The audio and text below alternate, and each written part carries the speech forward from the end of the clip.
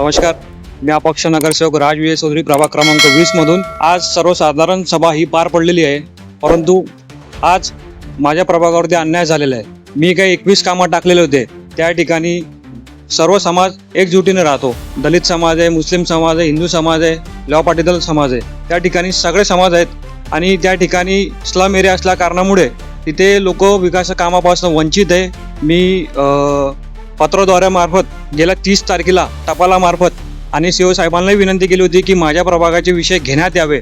परंतु या सर्वसाधारण सभेमध्ये माझे कुठलेही विषय घेण्यात आले नाही. विरोध करायचा आहे, माझा विरोध करा, परंतु माझ्या प्रभागाच्या विकास कामांना विरोध करू नका, हीच माझी नम्र विनंती. आता आज सभा पार पडलेली आहे. तिला मी संपूर्ण विकास कामांना मी देखील तिला सहकार्य केलेलं आहे.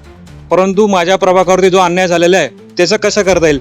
आता येणारी जर जी सभा राहील, आता तरी येणाऱ्या सभेमध्ये माझे विषय घ्या, हीच माझी नम्र विनंती. धन्यवाद.